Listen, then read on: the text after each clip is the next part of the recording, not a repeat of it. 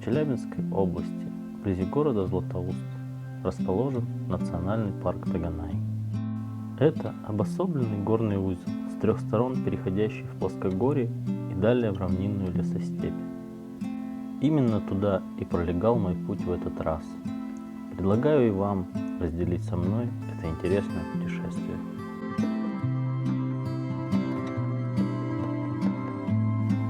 Таганай – это скопище красивых мест с потрясающей природой и видами. Каменная река, двуглавая сопка, скалы Три Брата, долина сказок – это только одни из многочисленных мест, которые очень хотелось посетить. Но должен сказать, что было у меня на это лишь 1,5 дня, а точнее 1 вечер и одни полноценные сутки. И я постарался выжать из этого максимум.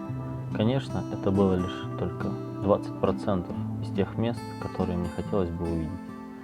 Но будет повод вернуться.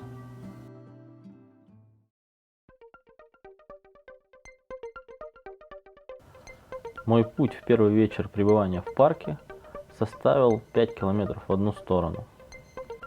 Маршрут пролегал от центральной усадьбы по несложной лесистой местности через реку Большая Тесьма по железному мосту к первой достопримечательности, которая называется Каменная река.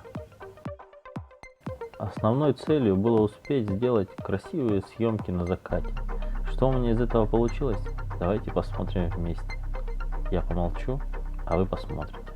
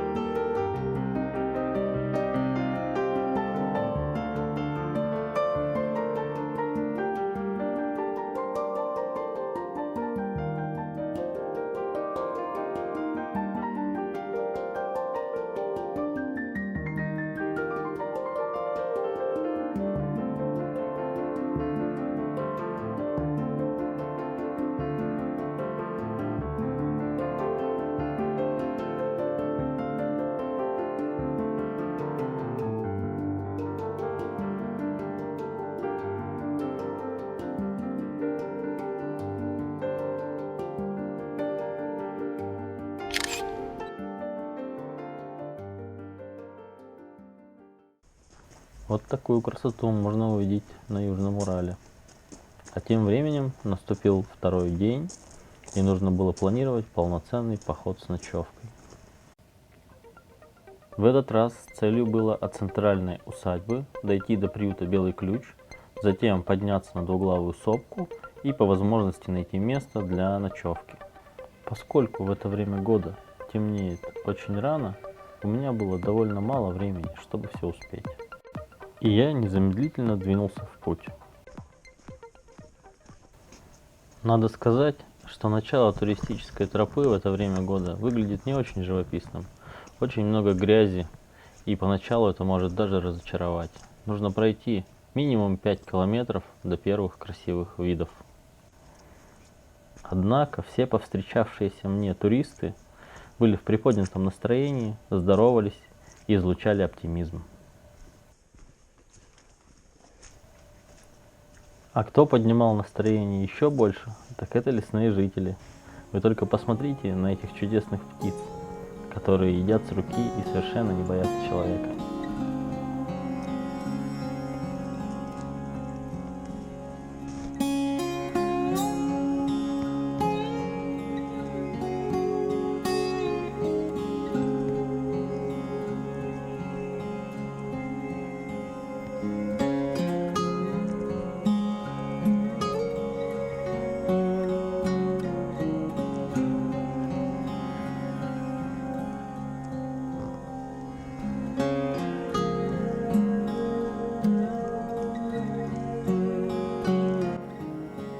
А я уже подходил к первой достопримечательности. Это был горбатый мост через реку Большая Тесьма. Тесьма – типично горная река. Весной протекает бурно и быстро, а осенью тихо и спокойно. А вот и горбатый мост. Выглядит он очень эффектно. Приятно пройтись по такому и посмотреть вдаль на реку.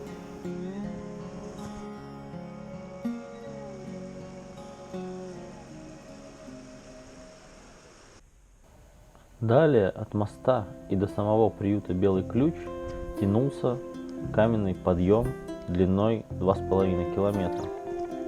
Пришлось напрячься, собрать все силы и преодолеть возникшие трудности. Ведь в походе это самое интересное – преодолевать возникающие на пути сложности. Хотя я знал, что впереди меня ждет нечто более интересное. Это подъем на двуглавую сопку. Но обо всем по порядку. И вот я в точке назначения. Белый Ключ – это небольшой кемпинг с капитальными постройками и местами под палатки для размещения туристов. Каждый здесь сможет переночевать в большом шатре за относительно смешные деньги, либо поставить свою палатку в оборудованных местах.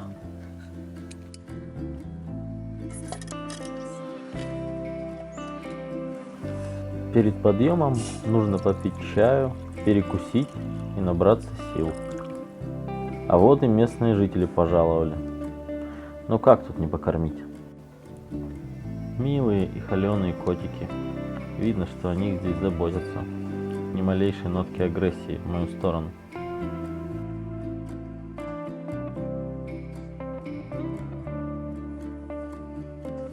Чай выпит, еда съедена, котики покормлены, и пора отправляться дальше. Итак, опорная точка пройдена, и теперь мне предстоит подъем с общим набором высоты 500 метров, что довольно немало. Этот подъем будет самой сложной и энергозатратной частью моего похода. А начинается он вот с этой лестницы. Кажется, что она ведет прямо в небо.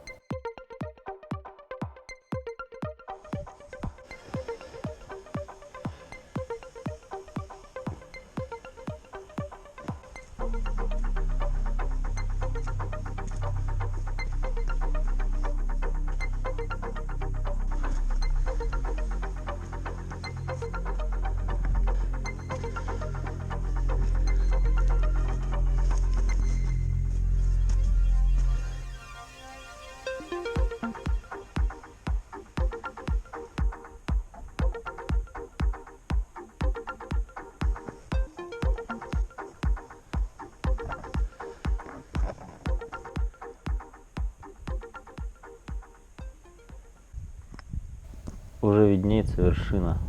Я почти дошел. Остались последние метры по скользкому снегу. Нужно не сдаваться и пройти их бодро.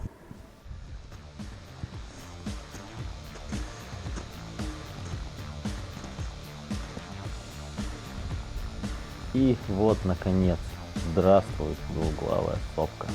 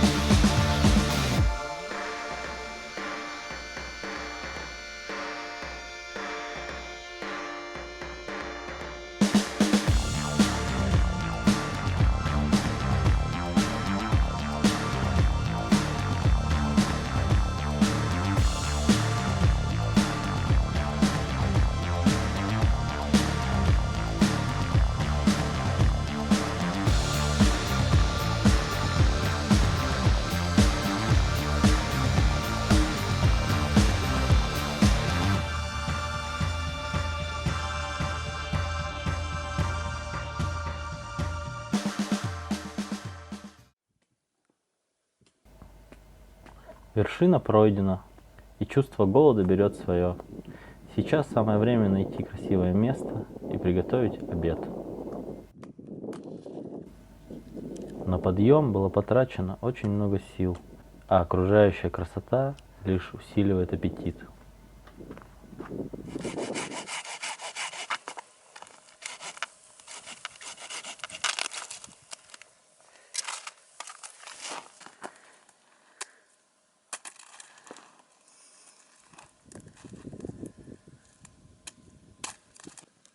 Приготовить сочный красивый стейк на вершине – моя давняя мечта. И теперь в дело вступает Ее Величество походная кулинария.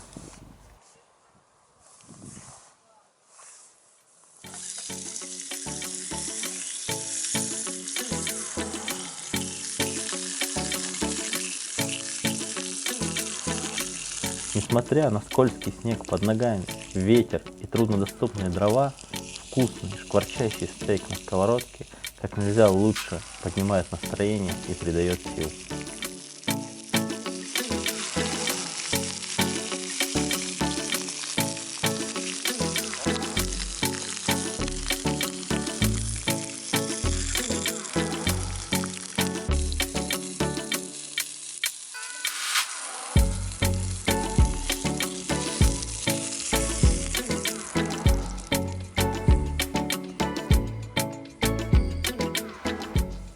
Мясо получилось отличное, сочное и с запахом дымка. Силы восполнены и усталости как не бывало. Можно двигаться дальше.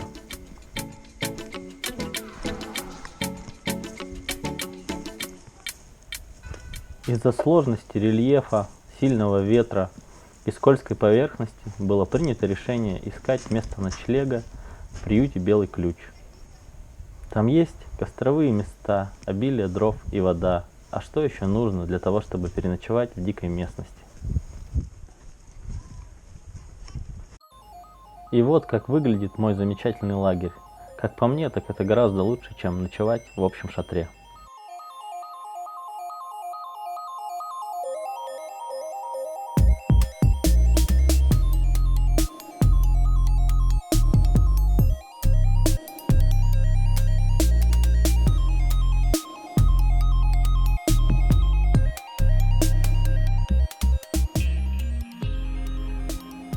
Пушистая гостья пришла неожиданно, с явным намерением что-нибудь украсть.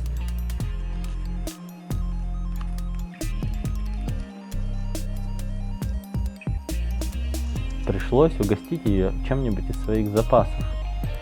Она будет сыта и ничего не украдет, а я полюбуюсь и пообщаюсь с этим великолепным зверем. Удивительно, что лиса совершенно не боится человека и подходит близко, при этом выглядит очень красиво и ухоженно. Видимо, частое общение с туристами дает свои плоды.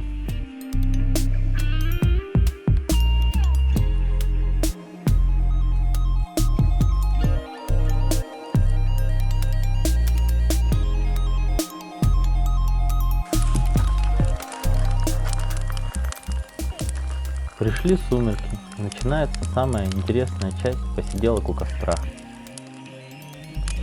Костер в ночи – это как некая кульминация любого похода.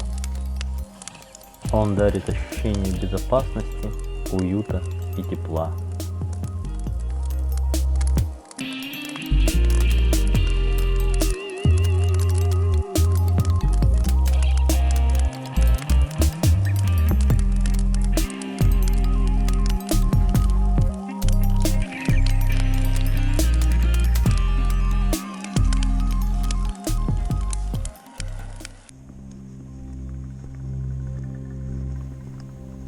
Перед тем, как залезть в шатер и готовить ужин, нужно было пополнить запасы воды. Поэтому мне пришлось прогуляться через ночной лес с фонариком. И это было очень занимательно.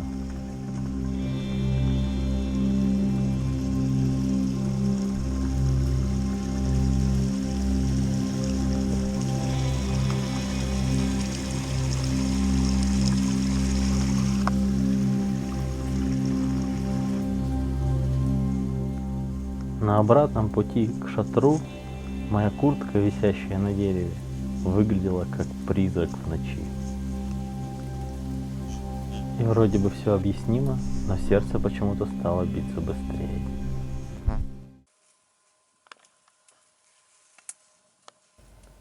Но уют и тепло шатра успокоят любые страхи, создаст атмосферу домашнего уюта и спокойствия.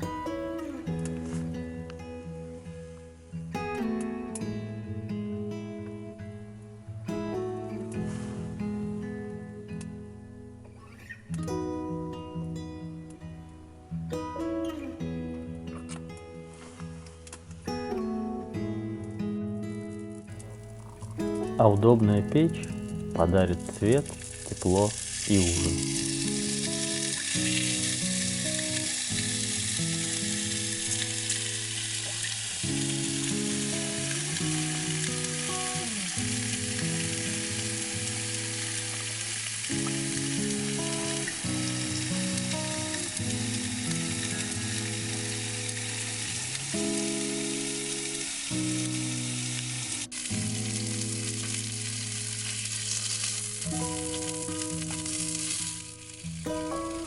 Прекрасное завершение тяжелого походного дня.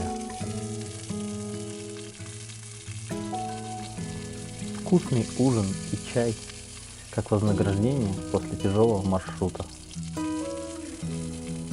Я еще долго сидел у огня и вспоминал те прекрасные виды, которые сегодня повстречал на своем пути.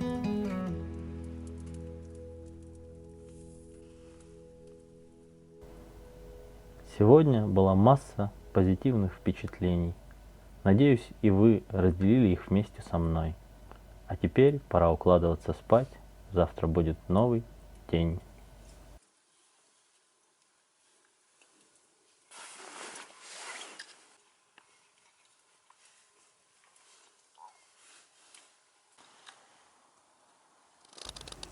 Ночь была спокойной и теплой, а утро светлым и добрым. Я проспал до 10. И хоть не нужно было никуда торопиться, все же нужно вставать, собирать лагерь и двигаться назад. Путь назад был гораздо легче. Уже по знакомым местам я очень быстро спускался вниз в центральную усадьбу.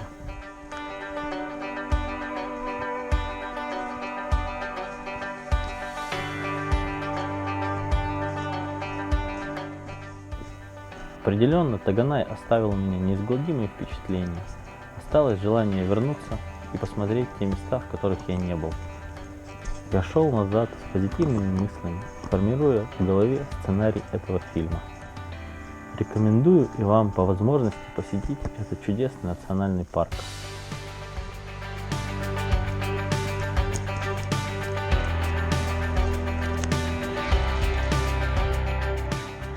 И да, очень жаль, что это заведение с названием Термосок в этот раз не работало. Уж очень хотелось зайти к ним и попить их чудесного чая.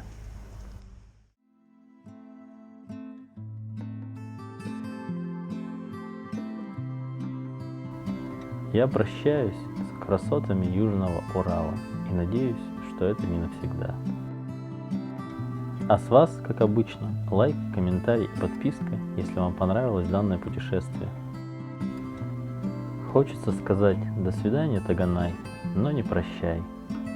Мы обязательно увидимся. Всем пока и до новых встреч!